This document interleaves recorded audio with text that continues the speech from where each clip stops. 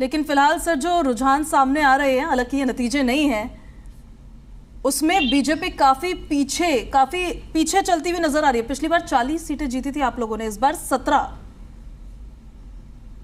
देखो अभी तो शुरुआती दौर है, इसमें कुछ नहीं कहा जा सकता। चलिए ठीक है, थोड़ी देर बाद पूजा इनसे हम पूछ लेंगे। सुखबीर जी भी हमारे साथ जुड़ गए। सुखबीर जी, वो तो कह रहे हैं रामराज जी की थोड़ी देर बाद बता देंगे कि क्या उनका कहना है या प्रतिक्रिया है। आप लोग भी वक्त लेंगे या अभी बता देंगे? मन बहलाने के लिए ख्याल बढ़िया है। भारतीय जनता पार्टी बुरी तरह हार रही है, तो 2.5 का अंक छोड़ना बड़ा मुश्किल है, यही सच है। और भारतीय राष्ट्रीय कांग्रेस 2/3 बहुमत से भी ज्यादा मत लेके हरियाणा प्रदेश में सरकार का गठन करने जा रही है। चलिए तो एक अपडेट हम दे देते हैं, फिर आ रहे हैं अपने गेस्ट के पास वापस। झज्जर से गीता भुक्कल भी आगे चल रही हैं और गीता भुक्कल कांग्रेस की नेता हैं, उन्हीं के प्रत्याशी इस बार झज्जर से अभी फिलहाल आगे चल रही है। ये बड़ी अपडेट हम आपको दे रहे हैं। एक और जानकारी आपको दे देते हैं, हमारे साथ स्टूडियो से हमारे जो वरिष्ठ पत्रकार हैं रोहित तपन भारती जी, वो भी हमारे साथ बने हुए हैं, प्रदीप नरूला जी भी हमारे साथ बने हुए हैं। तपन सर, एक रिएक्शन चाहते हैं आपका। अभी देखिए बीजेपी तो नहीं मानेगी, वो तो कहेंगे कि एंड तक आप इंतजार करिए, और कांग्रेस मेरे ख्याल से जिस दिन एग्जिट पोल्स आए थे उसी दिन मान गई थी कि हमारी तो सरकार बनने ही जा रही है। अभी फिलहाल जो ये रुझान सामने आ रहे हैं, क्या दर्शाते हैं? देखिए पूजा, कांग्रेस ने गजब की स्ट्रेटजी अपनाई थी। उसे मालूम था कि बीजेपी एक तेज तर्रार पार्टी है, उसके पास संख्या बल भी है, पैसे भी हैं, सब कुछ है, तो लड़ा कैसे जाए। सरकार भी उनकी थी सेंट्रल में भी, और तो उन्होंने बाहर के प्रदेशों से बहुत सारे ऑब्जर्वर को बुलाया, जैसे गुजरात, बिहार, इतनी बड़ी तादाद में, जो मीडिया में दिखाई नहीं पड़ रहा था। जब हम हरियाणा के इलाकों का हम दौरा कर रहे थे तो पानीपत में हमने देखा कि गुजरात से कोई गीता ये अलका भट्ट आई थी, बिहार से कोई संजय शर्मा, इस तरह के बहुत सारे नेताओं को हमने वहाँ पर देखा कि ये सारे लोग आकर कहीं न कहीं कांग्रेस के पक्ष में माहौल बना रहे थे। उसके अलावा राहुल गांधी और उनकी बहन प्रियंका वाड्रा ने भी इलेक्शन में काफ़ी दौरे किए, और स्ट्रेटजी के तहत जो जिस काम में बीजेपी कामयाब हो गई थी कि नॉन जाट को इकट्ठा किया और जाट को इग्नोर किया, तो ये 75% नॉन जाट और 25% जाट। यहाँ पर कांग्रेस ने क्या किया कि जाट पर तो उनको था ही, हुड्डा के कारण था कि भाई वो तो हमारे साथ रहेंगे ही। दलित 20%, मुस्लिम 7% और सिख 5%। सिखों में दोनों तरफ के लोग थे। तो इस तरह से देखा जाए तो आंकड़े देखने से लग रहा है कि कांग्रेस आश्वस्त थी कि हरियाणा में कहीं न कहीं वापस आएगी। 60 से ऊपर की संभावना दिख रही है। 60 से ऊपर आने का मतलब है कि ये सरकार लंबे समय तक टिकेगी, कोई खतरा नहीं रहेगा चूंकि ये 2/3 बहुमत इनको मिल जाएगा। अब ये है कि कांग्रेस क्या 77 साल के 77 ईयर कंप्लीट करने जा रहे हैं। पिछली बार जब उनकी उम्र 57 थी तो पहली बार वो मुख्यमंत्री बने थे। लगभग 9.5 साल उनका कार्यकाल रहा, और वो तब उन्होंने सबको पराजित किया मुख्यमंत्री के दावेदारी में। भजन लाल 3 बार के मुख्यमंत्री रहे, उनकी दावेदारी को कमजोर किया। रणजीत सुरजेवाला और बीरेंद्र सिंह और उनके बीच से निकल कर आए, क्योंकि सोनिया गांधी का उनके ऊपर वरद हस्त था। सोनिया गांधी उनको व्यक्तिगत तौर पर पसंद करती है। क्योंकि वो एक बड़ी अपडेट आ रही है, रतिया सीट पर कांग्रेस आगे हो गई है, बीजेपी पीछे चल रही है। फिलहाल ये बड़ी अपडेट हम आपको बता रहे हैं, रतिया सीट से बीजेपी की सुनीता दुग्गल फिलहाल पीछे चलती हुई नजर आ रही है। प्रदीप जी, एक रिएक्शन आपका भी चाहिए फटाफट। जिस तरह से तपन सर ने अभी जिक्र किया कि क्या क्या फैक्टर्स और किस तरह से पुरजोर तरीके से कांग्रेस ने पूरी अपनी ताकत झोंक दी इन चुनावों में, लेकिन जो भारतीय जनता पार्टी की सरकार थी उनके खिलाफ जो एंटी इनकम्बेंसी थी वो कितना बड़ा फैक्टर था? देखिए मेन जो फैक्टर है वो मैं बार बार कह रहा हूँ कि कुछ इलाकों के अलग अलग तरीके के जो फैक्टर्स थे वो सारे मिल के काम कर रहे थे, और बहुत सारे फैक्टर मिल के ही काम करते हैं तब सरकारें गिरती हैं और सरकारें बनती हैं। आप कह दें कि सिर्फ एक फैक्टर से सरकार गिरे, उसमें जो जाटलैंड में किसानों वाला मुद्दा हुआ, पहलवानों वाली घटना हुई, वो दो बहुत बड़े फैक्टर उस एरिया के लिए काम कर रहे थे।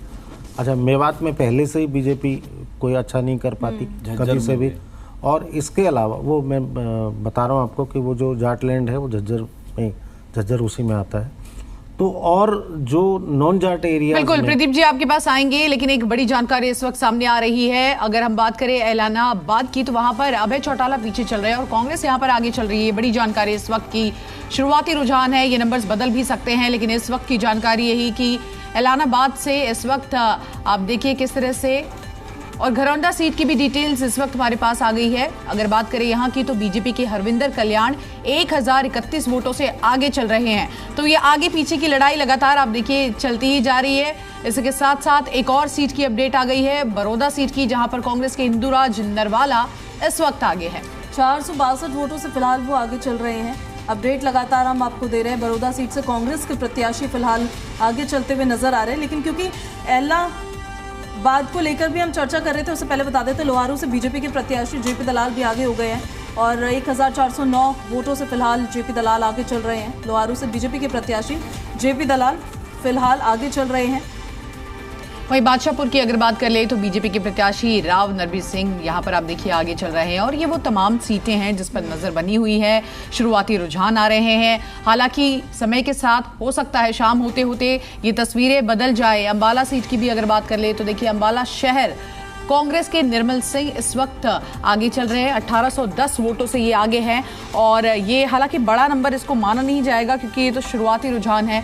इसके साथ साथ जब भी पोस्टल बैलेट की काउंटिंग होती है तो तस्वीरें कुछ और होती है, लेकिन फिर धीरे धीरे ये बदल जाती है। जिंद की अगर बात कर ले तो यहाँ भी बीजेपी के प्रत्याशी कृष्ण मिड्ढा आगे चल रहे हैं और देखिए जगह जगह पर अलग अलग जगह पर हम देख रहे हैं कि प्रत्याशी आगे तो चल रहे हैं, लेकिन बड़े नेता आज खुलकर कुछ भी कहते हुए नजर नहीं आए। ऐसा नहीं होता है। अलग अलग विधानसभा चुनाव में अलग अलग राज्यों में हमने देखा कि जब भी शुरुआती रुझान भी हो तपन जी तो भी हम देखते हैं कि नेता आते हैं, बात तो जरूर करते हैं। जम्मू कश्मीर की अगर आज की बात कर ले तो चाहे वो रविंद्र रैना हो या तमाम नेता बाहर आकर एटलीस्ट बात कर रहे हैं, पूजा अर्चना कर रहे हैं, जो है वो व्यक्त कर रहे हैं, पर हरियाणा पे चुप्पी क्यों? देखिए, हरियाणा के बारे में तो बीजेपी को पहले से ही अंदाजा था और मैं नहीं समझता हूं कि बीजेपी ने बहुत जोर लगाया या उनके पास आरएसएस का फीडबैक था, बहुत सारी एजेंसियों का फीडबैक था, प्रधानमंत्री का दौरा भी कम हुआ, तो वो पहले से ही मान के चल रहे थे कि हम पूरी ताकत लगा भी देंगे तो कोई लाभ नहीं होने वाला है। वो नहीं, पर बीजेपी तो मैदान छोड़ने वाली पार्टी नहीं है सर, कम से कम मैदान छोड़ने वाली नहीं है। वो बीजेपी सोच रही थी कि कांग्रेस यदि 40 के आसपास कांग्रेस को रोक दिया जाए तो शायद निर्दलीय और जो क्षेत्रीय दल हैं उनके सपोर्ट से कर लेंगे, लेकिन ये जो वोट बंटने का जो एक बेनिफिट बीजेपी उठाना चाह रही थी, मुझे लगता है कि कांग्रेस ने जो अपने पक्ष में जो माहौल बनाने की कोशिश की वो कांग्रेस की ज़्यादा सफलता दिख रही है, क्योंकि वो वोट डिवाइड नहीं हुआ। क्षेत्रीय दल के पास यदि चला जाता तो बीजेपी को निश्चित तौर पर फायदा होता। तो अपनी मेहनत और अपनी कामयाबी है। तो 15 दिन पहले 2 महीने पहले कोई दृश्य कुछ और था, चुनावी दृश्य 1.5 महीने पहले कुछ और था, तो हर दिन हर पल बदलता गया और अंततः कांग्रेस के पक्ष में माहौल बनता हुआ दिखा। ये स्ट्रेटेजी मुझे लगता है हफ्ता 10 दिन पहले ये संकेत आना शुरू हो गया था कि कांग्रेस की स्थिति मजबूत है, चूंकि कांग्रेस के नेताओं के चेहरे खिल गए थे, वो बुलंदी के साथ बात कर रहे थे। अब ये है कि अब भूपेंद्र सिंह हुड्डा, शैलजा, रणजीत सिंह सुरजेवाला, इनमें से किनको मुख्यमंत्री पद का जिम्मेदारी मिलेगी?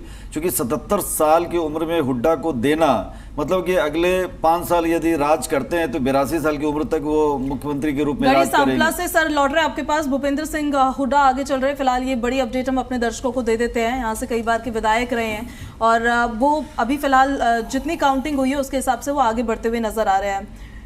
तो लगभग 5082 वोटों से भूपेंद्र सिंह हुड्डा अभी फिलहाल आगे चल रहे हैं। बड़ी खबर हम आपको बता रहे हैं। तो बड़े नेता हैं और इनकी चली भी जब टिकटों का बंटवारा हुआ तब भी और अब भी कहीं ना कहीं ज़्यादा प्रभाव डालते हैं प्रदेश की राजनीति पे, स्पेशली कांग्रेस पार्टी के अंदर। तो वो फिलहाल आगे चल रहे हैं।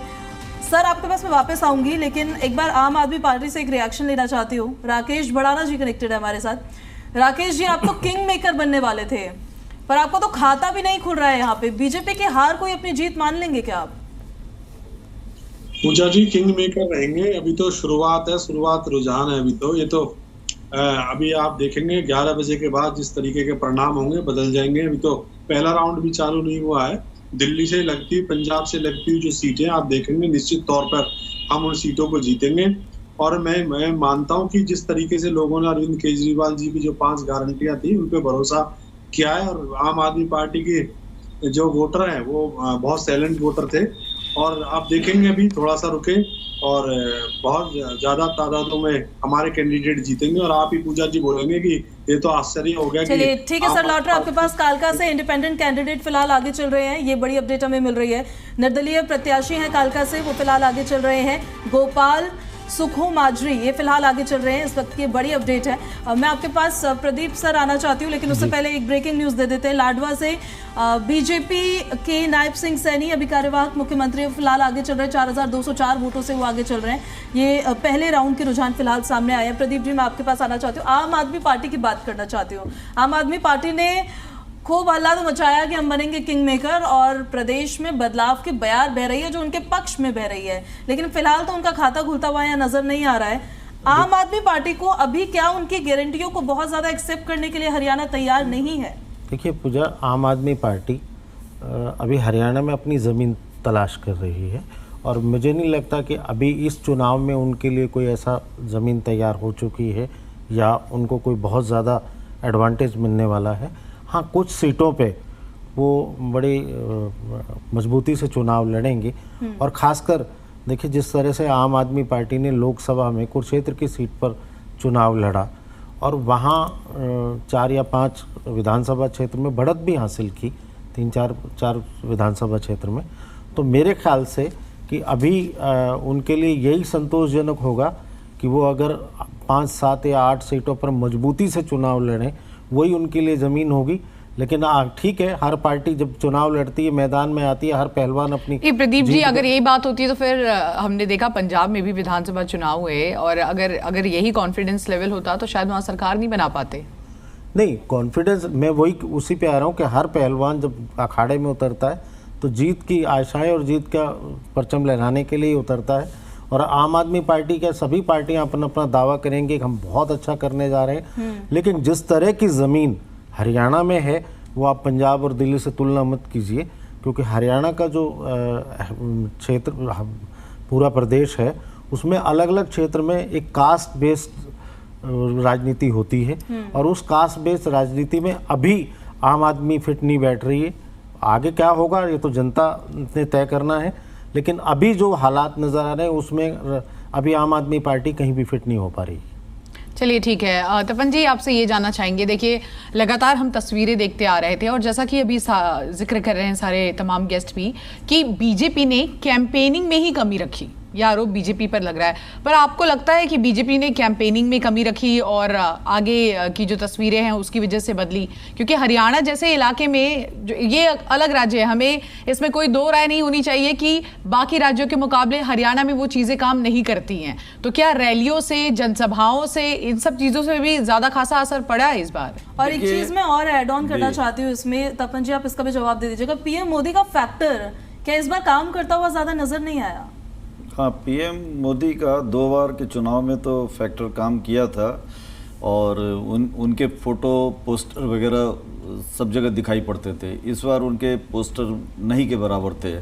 शुरू में गृह मंत्री अमित शाह हरियाणा के दौरे पर गए, जब बीजेपी को एहसास हुआ कि और भी नेताओं को लगाना चाहिए तो देर से इनको भेजा गया सड़क परिवहन मंत्री नितिन गडकरी को। नितिन गडकरी ने चूँकि गुड़गांव में, पानीपत में, झज्जर, बहुत सारे इलाकों में उन्होंने, अलवर के इलाके, ये राजस्थान के इलाकों में, बहुत सारे इलाकों में उन्होंने सड़कों का, हाईवे को लेकर बहुत अच्छा काम किया है। कश्मीर को भी जोड़ रहे हैं जिसमें हरियाणा को भी लाभ होने वाला है। तो गडकरी को काफ़ी देर से लगाया गया। यदि पहले वो मैदान में उतरते तो शायद नज़ारा कुछ और होता है, क्योंकि वो विकास की बातें कर रहे थे और जहाँ जहाँ जा रहे थे उनकी सभाओं में भीड़ उमड़ रही थी। नहीं, लेकिन बड़ा सवाल यहाँ पे ये हो जाता है कि आप कितना भी गडकरी को आप उतार लीजिए, रोड मैप, रोड की बातें, जनता सिर्फ एक मुद्दे पर तो ही नहीं टिकी रहेगी। और दूसरी बात प्रदीप जी, बड़ा मुद्दा ये हो जाता है कि कहीं ना कहीं हरियाणा की जनता को क्या इस बार ऐसा महसूस हुआ है कि खुद बीजेपी या खुद आला कमान, जो बड़े नेता है, खासकर स्टार प्रचारक, वो नदारद रहे हैं, बड़े चेहरे दिखाई नहीं दिए हैं? देखिए शिवांगी, शायद क्योंकि बीजेपी का एक स्टाइल है चुनाव लड़ने का, वो बहुत तरह से सर्वे कराती है, तो कहीं ना कहीं बीजेपी को ये पता लग चुका था कि वो जो एंटी इनकम्बेंसी है या मनोहर लाल खट्टर का जो फैक्टर है वो तेज़ी से हरियाणा में काम कर गया और शायद इसीलिए बीजेपी प्रचार में भी बैकफुट पर नज़र आई। और यही कारण था कि शायद बीजेपी के आला कमान और नेता ये मान चुके थे कि अब उनके हाथ से हरियाणा निकल चुका है।